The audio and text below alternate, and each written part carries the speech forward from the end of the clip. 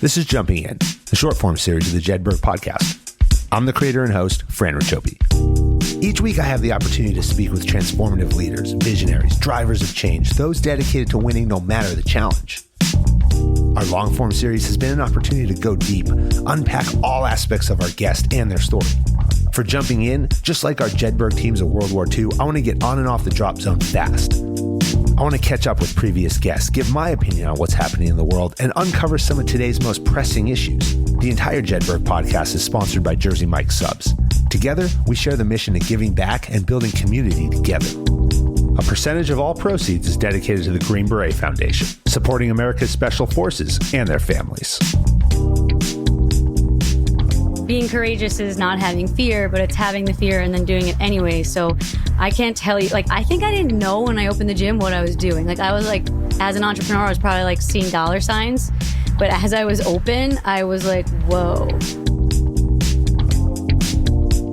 I'm not a talker, I'm a doer, but it's been 2 years and I am going to be launching my franchise 2023. But it reminds me too, it's oh yeah, we showed up. That's right. Oh, look around. No one else showed up, but we did. We were here. Bad day training? Yeah, but you were there. Entrepreneurs come in all shapes and sizes and from every background. Some of them are even ninjas. During our trip to Miami for Wadapalooza, Jessie and I had the chance to meet and sit down with Christina Gambino, collegiate gymnast turned ninja warrior turned founder and CEO of Jumptwist Ninja. Christina was such an awesome host. She gave us a tour of her brilliantly designed facility, complete with the full-size ninja obstacles for all levels, a toddler section, and a workout room for parents. I thought that was genius. Back when I was a kid, taking gymnastics 22 hours a week, I remember my mom having to wait on the bleachers. I'm just picturing how delighted she would have been watching from an elliptical machine between sets of squats and pull-ups. Christina shares the lessons in hard work, commitment, the grind, and her willingness to get her hands dirty that she learned as a ninja warrior. She also applies that same attitude to growing Jumptwist. She started the gym by crisscrossing the country in a van, visiting the best ninja gyms to figure out her business model. And in this conversation, she tells Jessie and I and the world about her plan to franchise Jumptwist Ninja for the very first time.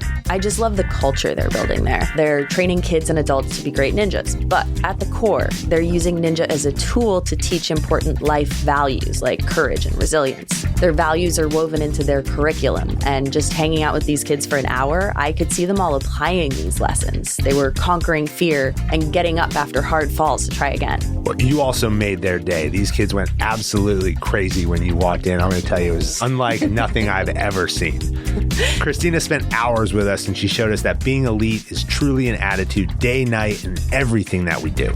She lives her motto, be strong and courageous, every single day. Listen to our conversation with Christina from the mats at Jumptwist Ninja and Boca Raton on your favorite podcast platforms. Watch the full video version with the newest obstacles in full effect on YouTube. Watch me make it up the ninja wall while Jessie and Christina show me the Ninja Warrior Championship pose. Wait, what's the Ninja Warrior Championship pose? You have to see it to find out. Do you mean when we were on the podium and we did the gymnast? Yes. Yes. Gymnast champion pose. Okay, check out the Gymnast Championship. Always do a gymnast champion pose on the podium, no matter what sport you're doing. I got to keep that in mind. Follow Christina on Instagram at Christina Gambino72 and learn more about her at ChristinaGambino.com. Get involved with Jumptwist Ninja and train with the sport's best at JumptwistNinja.com and at Jumptwist Ninja on Instagram. Follow Jessie on Instagram and Facebook at Jessie Graff PWR. Subscribe and follow at Jedburgh Podcast on all social media. Check out our website, JedburghPodcast.com, and once you're there, click the Modballs logo for $10 off your first order. Christina, thanks for jumping in on Jumptwist. we had to get that one right. That's awesome. No, thanks for hosting us. So we just had an absolutely amazing conversation with Flip. We talked about his story. We talked about the impact that he's having. He's coaching here alongside you. You've started what is fast growing and really giving back to all of those who aspire to do what all three of you have done and have been very successful at. So I started with one ninja, we grew to two, and now I'm sitting here with three, so I'm quickly overwhelmed. We multiplied. Yeah. I don't think I'll get away from this crew. But let's talk for a minute let's talk about this place. Let's talk about Jumptwist, why after you competed, and I want to talk about that too. So why'd you get into being a ninja in the first place, and then why build this gym? All right, so like Lot I'm gonna in there. try to make this really short because I'm a long talker. But Jumptwist is originally my first company ever I opened. It's actually gymnastics, music, and choreography, probably before you were competing. Oh. But right now, it's one of the leading providers of music. So I make floor routines. I know. I feel like we talked once about I do choreography, but it was like Possibly. fight choreography. I just found my old competition music. Yeah, it was my probably floor routine. It was probably Floor Express, but now it's Jumptwist Music, and I started that company in 2009. It just took off. I was a college gymnast, and I was like, once I retired, I'm like, what do I do? This is weird. I have to compete. So my friend was like, you gotta do Ninja Warrior. She's like the biggest fan ever. She sounds just like that. Just do Ninja Warrior. Yeah. That's it. When Casey had done it, like, because Casey was tiny, she's like, you can do this. I know you can do it. Like, season 6, 7, 8, she called me every year. Please be on the show. Please be on the show. Season 9 came around. I was like, you know what? I'll try it. So I have just applied and had never been into a ninja gym. And I fell in the first obstacle. They called me, first of all, which was huge. They picked me, and I fell. And you were there, by the way. You were wearing a Spider-Woman outfit. Oh, Daytona. And I remember when we were doing the interviews, and I was like, what's Jessie doing here? Like, I was like, well, she's probably doing an interview. Like, I was like, I got to compete against her? I'm like, wait a second. I'm competing against Jessie Graff? And I was like, oh, my gosh. So, yeah. Against the course. Yes. But I was like, technically, together. If we want to move on. You were there, too. I was. Yeah. I didn't know you then. We were all together. Yeah, no, not at that point. No, I didn't. But yeah, so that was like the first time I actually met you. I think we probably said hi. But I fell. I was very discouraged. But I was like, you know what? I like this. You know, I can't do gymnastics after 22. So I started training. I bought an RV. I drove around the country, went to every gym. I was like, I'm going to be great at this. And there's no one down here doing it. So I'm going to drive around the world and the country and see what I can learn. And I fell in love. I learned the business. I interviewed owners. I was like, I'm going to open one of these in my hometown, which is now Boca Raton, even though I'm from New York. Have to plug that in. Yeah, that's okay. There's a lot of transplants. It's better here. Yeah, so taxes are better. Definitely. I came back season 10. They picked me. Producers came up to me when I fell. They were like, "We love you. Please come back. Like, you were great." Aww. Like, it's. She's like. They don't say that to a lot of people. I don't think. I think his name was Andrew. Yeah. Andrew. I don't know. He came up to me while I was like covered in water in a towel, and he was like, "Aww. You have to come back. Like, we all loved you. Like, every camera person was like, just film her. Just like hit record and let her do her thing. Like, he was like, just practice some obstacles. Like, that's it. Just like get good at obstacles. Get better. Right now, we like you, but you're not that good." Yeah. You gotta. He did say to me, he was like, even the best ninjas fall, and so I don't want you to feel like you can't be good at this. So just train and just apply next year, and we'll see you next year. So that's what I did. Drove around, I competed, I met people, and they showed me, like, what do I do here? Like, how do I be a ninja? And I actually trained with you. Probably don't remember. At maybe. UBW, right? Yes. Yeah.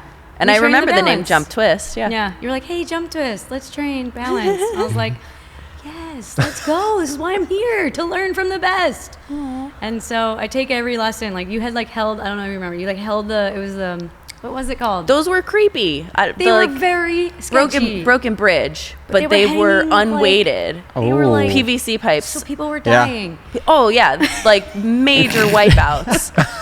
So we just like we'd held them back. Yeah. We'd pull like 4 of them out of the way and just like tap start with one. Touch one and get off Go of it. And then all right, add another Baby one. steps. So like that was like a huge learning lesson for me, and now I can like apply that. So basically, I trained and I came back and I didn't fall in the first obstacle, but I did fall in the third, which was the ring jump, and I was overcoming neuropathy in my arm. I was paralyzed for 2 months. I couldn't move a finger. How'd that happen? I had it while I was overtraining.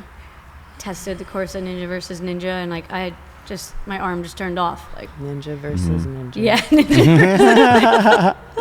I don't know. I did the salmon ladder on Ninja versus Ninja, and then like my arm was hurting, and then I was pushing it too hard, and I shut the nerve off to my whole arm. So 2 months of not moving my hand, and then I got the call to compete again. Did you have surgery Perfect on it? timing. Literally.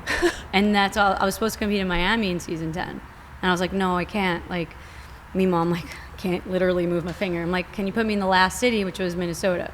Yep. So I went to Miami to watch, and I was like, oh my God, I'm supposed to be here. And then I went to Minnesota, and I competed, and I made it to the third obstacle, which only 2 girls completed. It's like Abby, Clark, and someone else. But I was so slow because I couldn't believe that I didn't fall in the first obstacle. You guys, this is happening! And everyone's like, go! I'm like, no, this is happening. And actually, that's where I met you. Yeah. Minnesota. And before I went, I was telling him how scared I was. And I'm like, oh my gosh, it's been 365 days since I fell on the first obstacle. What if this happens again? And I told him, I was like, I'm going to go like this. And I like wiped my head and I did like a complete back bend. And he laughed so hard and told me, you need to do that. When you clear it, please do that. And so I was like, okay. And I did it. And I was like, phew. And like, you can see it. I got a small fast forward. I swear it was because of that. Oh, for sure. They love stuff like that. So he helped me. Do a thing. Get a little bit. My 20 seconds of fame. A little bit. It's all her, though. It's all her. It was fun. But yeah, I fell on the third obstacle. And I was just so happy to be there and not being paralyzed and hanging. I was so grateful. I was present. Like, I don't know about you guys, but like time stood still. I was like, I'm here now. Like, I just like, I felt every second. So it was exciting. And then I came back a third time, which I had opened this gym a week before. And I was... So how long have you been open now? I'm on 4 years. 2019, I opened. And I competed in Georgia, Atlanta, season 11, and I fell on the second obstacle. It's very disheartening, but I also had bronchitis because I inhaled all the sawdust from here, because you guys don't see any wood here now, but it was all wood. And I was like sweeping everything under like them. Like as they were like cutting, I was like, let me clean that.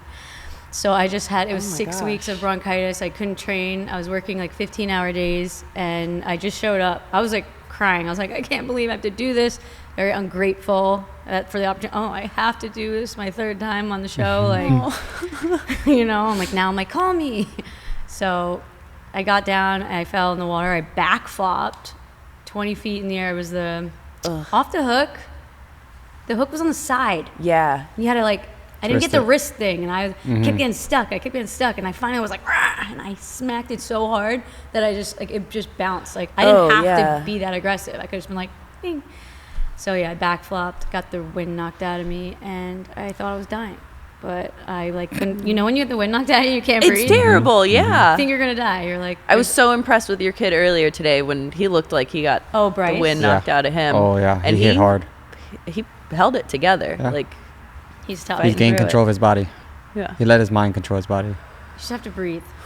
So that's what I did, and then I was like, I'm never doing ninja again. I don't want to own a gym and all this stuff, and then I had to come back, and opening the gym forced me to stay involved. So then it's discouraging. I agree. Can you imagine? You guys have had so much success on the show. Can you imagine falling on numbers 1, 3, and 2, and then having to keep showing up? Imagine just getting your butt wet while you're going under a cargo net on the show, and that's how you get disqualified. Don't talk to me about embarrassment. I didn't fall. I didn't fall. I was like 3 or 4. Okay. I fell on 3 this year. But like you have like years and years of success. I was lucky that my worst one came that late. Yeah, imagine it was in the beginning. But my first year, I almost walked backwards into the pool. Oh. So. Ooh, that would have been so bad. Sizing up a mini tramp, and I was like, like it was close. Like I was. That would have been amazing. So everybody who's getting ready to become a special operator, go to selection for whether it's going to be a Green Beret, Navy SEAL, you want to become an Army Ranger, you want to join the Air Force, become a pararescueman, right? They can come to you, hop on 18 Alpha Fitness app, and you're going to take them through some very specific workouts that are designed for each one of those training programs. I always start off everybody day one of 18 Alpha Fitness is my push-up from hell.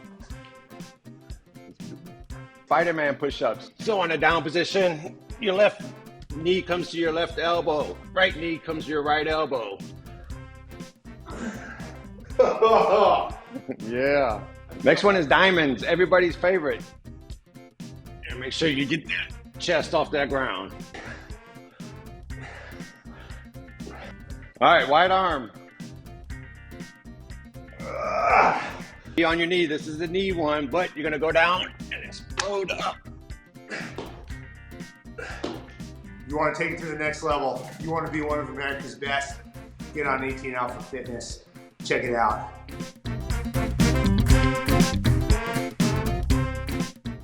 Well, Yeah. talk about the transition. So you transition into entrepreneurism. And there's so many things that we take away from being an athlete at an elite level. We talked about it earlier today in terms of being, elite athlete and also in terms of the military. But you take a mindset from training, the discipline, the preparation that you have to put in, and it's not over, right? You just start something new, you pivot, and you said that in the beginning. And so now it's all about building this gym. So what do you take from the experience as an elite athlete now into building a business? Oh, it's a great question. And I'll tell you one thing, building this gym was the hardest thing I've ever done in my life. I've trained elite gymnastics. I've, overcome tragedies in my family. Like, this was the hardest thing. And I don't know if it's because of the pressure I put on myself to be perfect, which also comes from gymnastics. Probably can relate to that. Oh, yes. I didn't fall good enough, It could have been a better fall. So it's just, I was working 14-hour days, crying at night, like, why am I doing this? Coaching every class, working the desk. Just, it was very hard. And I've already been in business at that time with my music company since 2009. So I was already 10 years in business. So this wasn't new for me to be an entrepreneur, but it's mostly online. So this is my first brick and mortar. Mm-hmm. You got to be there, like, tangible. This is happening. Yeah, you got to interact with people. All day. And it's a community. And we talked about community in so many ways. And there's the ninja community, where it's embodied right here amongst the three of you. Yeah. And you're here developing now, a broader community to compete now for the next however many years. But talk for a minute about both of you as you have as everybody's coming in. You're talking about some of the students. What is the importance of that community, and what are you trying to instill in the athletes who are coming into Jumptwist? I feel like Flip has the best answer for that. I know what my mission is, but we're like we're almost like one and the same when it comes to that kind of stuff. I think we're on the same page when it comes to trying to leave the world better than we found it, right? So Jumptwist is, yes, we're trying to make the best ninjas, quote unquote, right? Because we want them to excel in the sport, and we want them to do their absolute best, whether that's first place or 10th place or 20th place. But what we're really trying to do is create character, discipline, and where things get hard, you push forward no matter what happens, right? And that leaves life lessons, not just, oh, I trained really hard and I got good at ninja, now on to the next thing, I guess, right? So it's just really about making society, making better human beings. Yep. And then just to add to that, which you can see on the top of that wall, it says, be strong and courageous. For me, that is the most important thing here, because it's not just about the obstacles here. It's about just the way you feel when you beat an obstacle. And like, being courageous is not having fear, but it's having the fear and then doing it anyway. So I can't tell you, like, I think I didn't know when I opened the gym what I was doing. Like, I was like, as an entrepreneur, I was probably like seeing dollar signs. But as I was open, I was like, whoa, like, just kids scared to climb down the ladder. Sorry. I'm Italian. You gotta knock everything over with my hands. I am too. We talk with our hands. I feed you and I smack you, and that's it. But like, they're scared to go down the ladder, and then like terrified to the point where coach has to go up there and carry you down. But then second class, third class, you see them talking to their mom on the way down, and you're like, that kid was terrified to do that last week, and now he's having a conversation on the way down. Like, that is going to go outside of these walls. He's going to encounter something, or she, or whoever's here, adults and kids. When you fall and you fall and you fall and you fall, and then you get it, that is something that you can't, like, that lesson right there, it's like, I might not get that job, or that spouse, or relationships, failed businesses, whatever it is that you're failing at, you got to keep trying and try again, and be strong. And actually, the be strong and courageous does come from Bible scripture, and the second half of it is do not be discouraged, which is like also up there with being like, you can't be discouraged, right? We're gonna fall. So not being afraid, not being discouraged, and I'm seeing it here every day. Even with the parents, we have the fitness center now. The parents are moving, they're feeling good, they're happier, they're watching their kids have fun while they're having fun. I didn't even notice that. The parents were working out while they were... Yeah, I have to give you the tour. And then there's like the preschool. So it's just like everyone here is having fun, number one, overcoming obstacles, and they're just becoming confident humans that can take that into the world. And that's what the world needs. What's next for the business? Drum roll. So, I was saying earlier to you guys, but I'll say it here. I'm not a talker, I'm a doer, but it's been 2 years, and I am going to be launching my franchise 2023. All right. So anyone watching this, little plug, if you want to open up your very own Jumptwist Ninja, go to jtninjafranchise.com. Subscribe. We'll put it on everything. So we're franchising, and that's one of the main reasons why I needed someone like Flip here, not just because he's a phenomenal human being, but being a 12-time Ninja Warrior, it helps. He's also a legend. Like, Literally. everyone in Ninja knows who Literally. Flip is. Stop it. But Don't butter me up. But literally, like, aside from that, like, I knew he was cool and all, but, like, just, like, I knew you were all right. But, like, actually seeing him work with the kids, it's definitely something you can't replicate, and it's something special.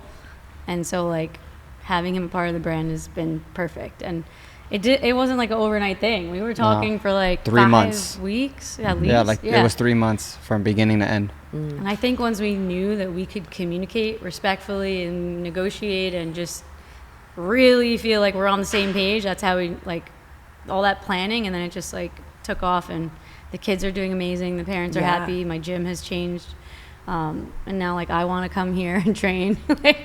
Before, it's not that I didn't want to train here, but, like, when I'm the only one who, like, knows Ninja, and with my success on the show, which is, I'm calling it a success.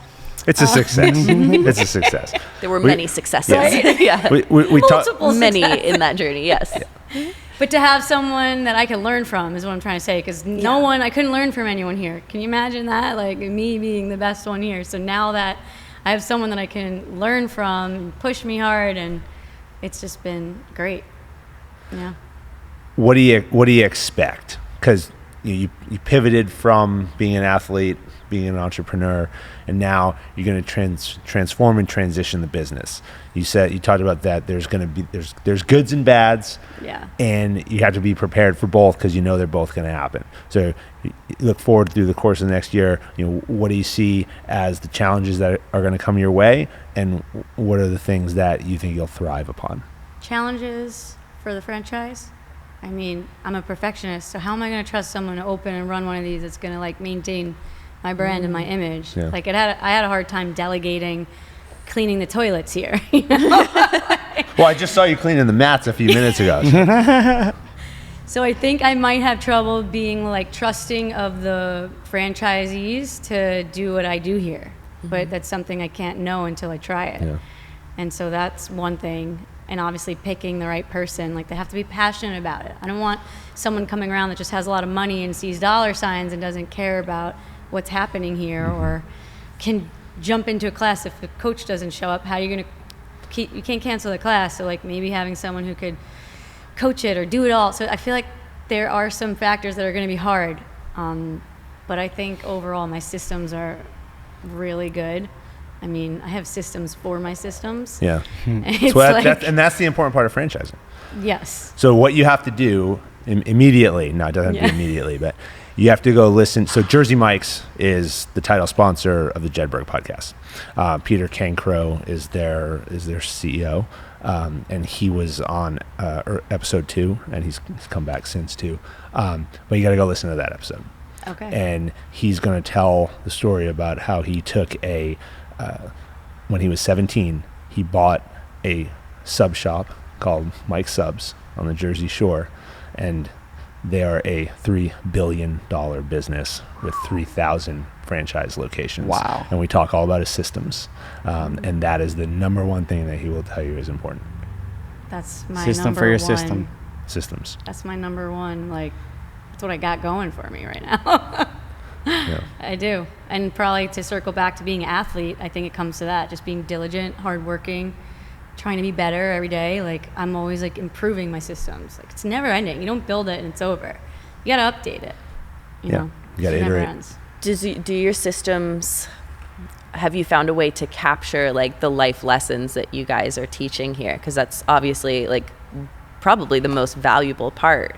Well, I can honestly tell you, since we started training, out of all the people that have been training who have submitted for the show, Christina is probably the only one that has not missed a session. We were talking about consistency earlier, right? Like what's one of the most valuable keys is just consistency. No matter if you don't feel like it, she's probably one of the ones. Even if it's a bad day, she's like, she'll show your hands right now, they're all ripped and stuff. And she'll show up, and even if she doesn't do great, she was here. She'll always say, but I was here. And it's a constant reminder because it reminds me too. But it reminds me too. It's like, oh yeah, we showed up. That's right. Oh, look around. No one else showed up, but we did. You know, we were here. Bad day training, yeah, but you were there. You know, so we are taking those lessons. We're instilling them in ourselves, and it's like a constant reminder. It's like, oh yeah, but I was here. I was like, oh yeah, that's right. It was a bad day, but you did show up. You haven't missed. You know, it may not have been a great session, but you were there. So like, it's just consistency, and that is living by example, right? Leading by example. I don't miss a training session. You know, every Monday and Wednesday we're training for sure. Everything else is gravy, but we're training for sure until those dates come out for A&W and those calls go out, right? Because nothing's official until the calls go, and that's what we do with the kids. You got to lead by example. Yeah. And then also we're launching our levels program, which is probably one of the missing links in my franchise. I have like a couple of question marks that I'm tightening right now, and that's why I'm like, we're putting our brains together here. The level system is going to be huge in letting these kids and parents know what they're getting here, other than rips on their hands and a hard effort and a sweat. So each level is going to represent like skill building, obviously physically, but we're adding a whole like integration of like honesty is one of them, and I don't even remember all of self-awareness. There was a lot, like you were talking about. There's a lot of different like communication is one of them as well. Perseverance, and their parents have to also sign off. So there's like that, but then there's also we didn't launch it yet, but their parents are going to have to sign off on some of these things so that they can tell us that if this is happening outside of the gym. And one of the reasons why I'm also doing that is because I've been told that the parents use this as leverage over their children. You're not going to do that, you're not going to Ninja. So you're not going to make level 2 because your listening skills are not here. I'm not signing this paper because you're not listening. Respect, all of that. So we're getting the parents involved, so they're seeing the what value. A great tool that they can use. Yeah, literally. It's not just for like, it's a win-win. You know, the parents can control their kids a little better, but also it's not just about controlling them. They're controlling them to be good people, honest people, like having integrity, being responsible, hardworking. So things like that. There's different like word for each level, and there's 15 levels, and we kind of bait them in quick in the beginning because they do need to feel success right away. And that's one thing I feel like I picked up from you, because you're like, everything's so hard, everyone's falling on every obstacle, and like they're going to leave here and not feel like they succeeded in anything. And so I'm like, all right, let's make the first 3 levels move through quick. Come 5 classes, you can level up. Wow, look what I did. I actually just started giving out certificates for your free trial. Actually, they're not free, sorry. Your first class. They used to be free, the pandemic. It's your trial class, but you still pay. But if you complete your first class, you get a certificate on your way out. Look what you did. You showed up. You did this class. And we're celebrating, and we both sign it. It's like a legit certificate. It's like Flip's signature, my signature. It's like we're celebrating that you showed up and you worked hard today. Then they'll want to come back. Not just for business purposes, but where is anyone feeling success? Like, I feel like everyone in the world right now, like, we're just looking at everyone else and not feeling our own success. And my husband, he's a professional UFC fighter sitting over there. And, like, he could be on the top of the world. He can have his hand raised. And he's the GOAT. Like, he's just, like, doesn't feel successful. And I'm like, you just won this fight. Like, you are successful. So I think it is important for us as humans to feel success, at least somewhere. Yeah, and to learn to celebrate ourselves when we have those victories. Exactly. Even if they're small. The small wins. That's what I've been saying. Remember, I was like, I got one more cliffhanger. Like, I couldn't clear it, but I got one more. I was like, I got one more. Or like on the warp wall, like, I got it on my first try, not my second. So I may have fallen on every other obstacle, but I was able to recognize, like, but I did get the wall on my first try, and I'm going to celebrate that because it was better than my last one. So important. Yeah. We're trying to teach that to kids and adults. Let's not just give it all to the kids, because we need to reconfigure our like, brains. Thinking about how to incorporate that into my training. Like, at the end of the day, what things do I celebrate? Debrief. Yeah, a little debrief. What can I do better? What can I celebrate? Yeah. Character sits at the center of everything. Character building. That We was have- what it was you've on. got it. Yes, character building I is couldn't also think of another what it one. was called. That's what, in a lot of our episodes, we talk about the 9 characteristics that Special Operations Command uses to recruit, assess, and develop talent. They've been using them since the days of the Jedburghs. They still use them today, and they weight them differently. If you're going to be a Green Beret, an Army Ranger, a Navy SEAL, they're looking for different things. They still want to see these 9, but they're going to say, if you're a Green Beret, we want you to be higher in, these 2 or 3, versus Navy SEAL, you're going to be higher in a couple of others. But identifying those in any organization is critically important, whether you're a business, whether you're an athlete, whether you're in the military, because that's what is going to be the foundation that you bring your people in, you align them to the mission, and then you can celebrate your successes and you can recover from your failures. But if you don't develop that character from the start, you got no chance at being successful. I love that. You guys are doing great things here. So Yeah. thanks for sitting down with us. Thanks for hosting us. Thanks for sharing your story. Love what you're doing with the gym, and we're going to come back and visit you, and we're going to talk about all the successes and maybe a couple of failures along the way, but more successes, I'm sure. Can't succeed without failure. Absolutely. Thank you. You're welcome. Thank you.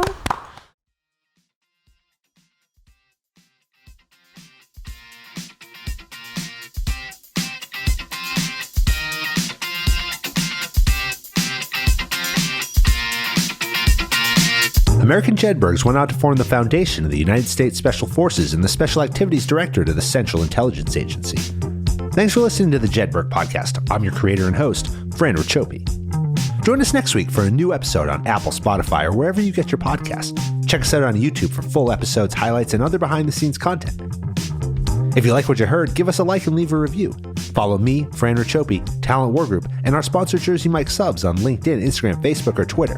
Send your comments and inquiries to media@talentwargroup.com. As a former member of Special Forces, the Jedburgh Podcast donates a percentage of all proceeds to the Green Beret Foundation, supporting America's Special Forces and their families. Thanks for joining us on this episode. How you prepare today determines success tomorrow.